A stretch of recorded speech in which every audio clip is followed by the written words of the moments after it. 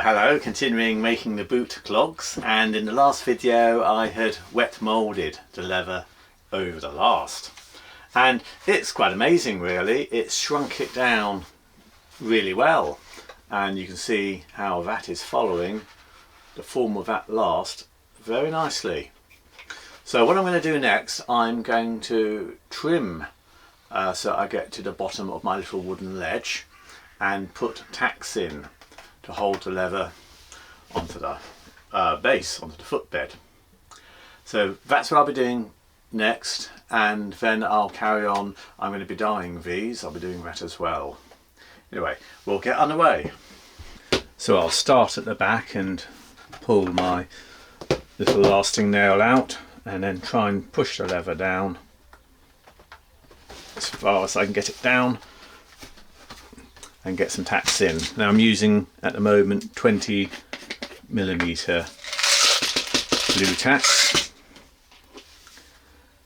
and I can to an extent sort of tap them in a bit and then force it down. And that's what I'm trying to do.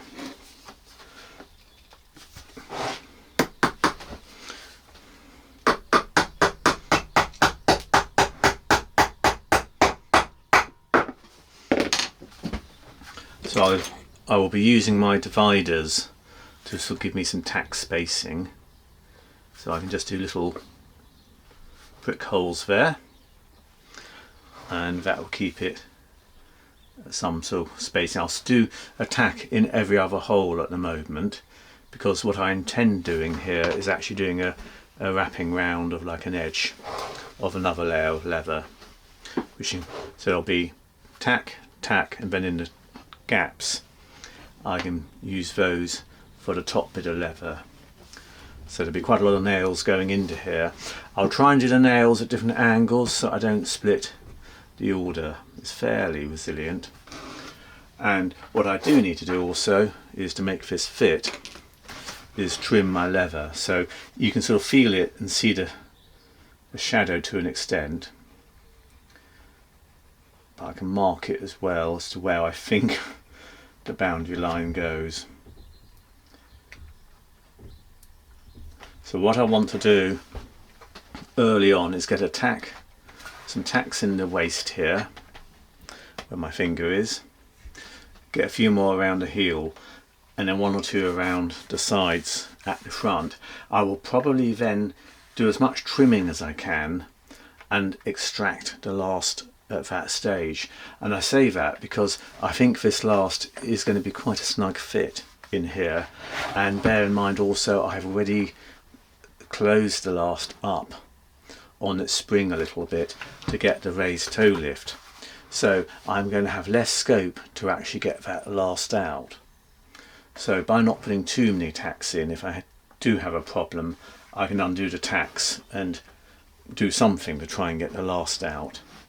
So I'm going to proceed with caution, but I'll get some tacks in and trim what I can and take it from there. So again, trimming round, I'm going to use my little knife and just take it along and try best I can like that to trim off the leather. Push it down and nail it. Try and get as snug a fit as I can. Yeah, that will just about do it. I may need to trim a bit more off. I may be able to squish it in. Get another tack in. So that's the sort of idea. I'll go around doing that. So I want to tack in roughly there.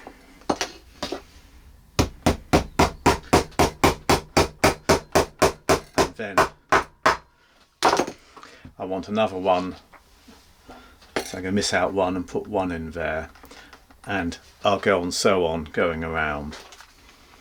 So I've got these nails now round a fair way, so saying each side, so roughly halfway, and what I have done is just with a silver marker pen drawn a line round just below where I think the cut line is. What I'm going to do now is actually remove the last. Start doing it up here, but I will probably need to get this onto my lap. So that is the last now fully broken. It literally hinges in on itself. And what I would aim to do is wiggle it out.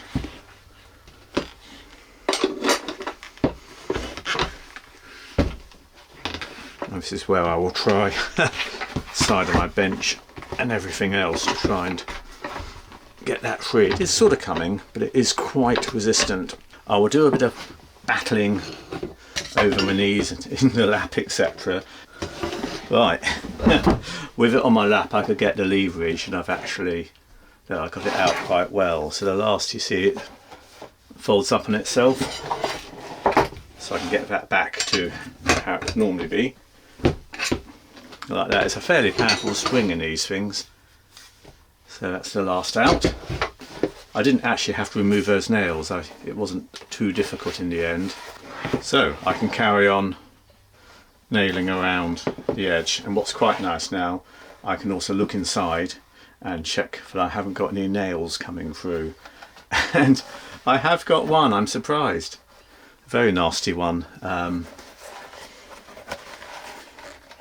Ouch! Getting hit by a pin now. Don't know if that's going to show up in here. But anyway, there is a nail coming through, so that nail will have to get extracted and put back into a different hole. So I've got the nails now going all the way around. I say I will be filling in with nails in between these, but that's when I do the top trim.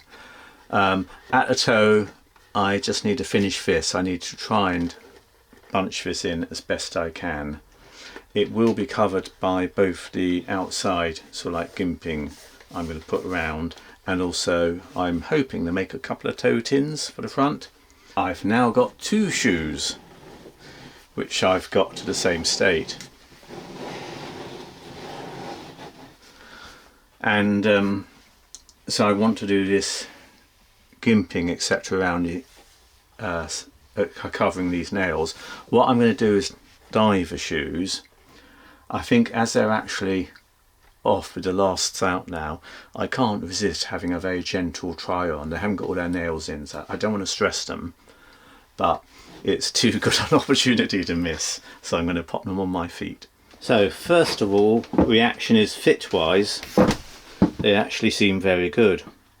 They're clumping more because I haven't got any rubber, but I'm very encouraged by these. Yeah, that is good. I'm going to carry on. I feel I am getting somewhere.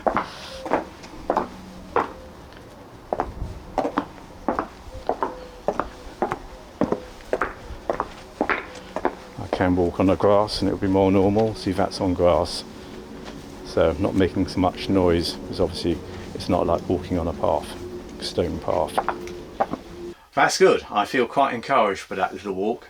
They'll obviously, once they've got rubber underneath, I'll be able to make them slightly less noisy, but the fit seems good, and I feel that the actual comfort factor feels good, and the walk factor actually as well.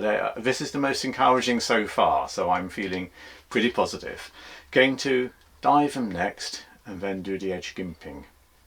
Now, colour wise, I'm going to mix some Fibings saddle tan with some dark brown, and I'm hoping that will give me a sort of dark tan, so a sort of hint of a reddish brown really. So I've got some in a pot here. I will apply it. I'm going to apply it with a wool dauber.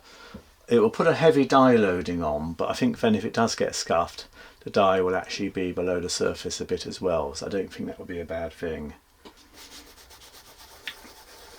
Try and keep a wet edge the whole time, and ideally do a circular motion, and that way one gets a slightly more even dye application.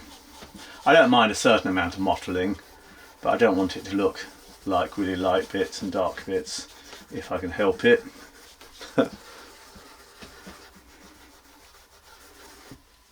So I'm using the Fibings oil dye at the moment. I find it oil dye when you're doing dyeing like this, I mean obviously with a wool dauber it's an extremely heavy amount of dye going down compared to a a spray or something like that. But I find you'd get a reasonable dye application if you keep it moving, your wet edge moving the whole time quickly.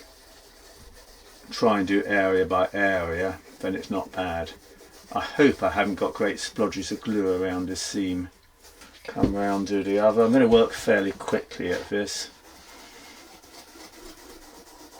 Right, dye's on. I'll see how they go. They'll obviously dry a bit lighter than that, and take it from there. So I've just been dyeing a couple of strips here. Russian hatch, getting an upgrade. Very extravagant, but put a lot of time and effort into these, and they're going well, so I want to make them personalised to me. So a nice bit of Russian hatch leather, going to go around as a trim round there. I'm now just going around adding a little bit of like a binding, so I'm popping copper tacks, and I'm doing these so there's sort of space between my other longer tacks, and it will all help to hold things down a bit more. So that's it round the side. I'm pulling it quite tight in places to try and get it to hold down nicely.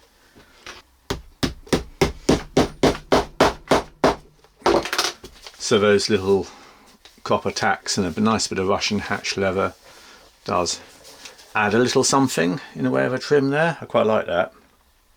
So I'll just let these dry out properly, but I'm quite pleased with the way they're going.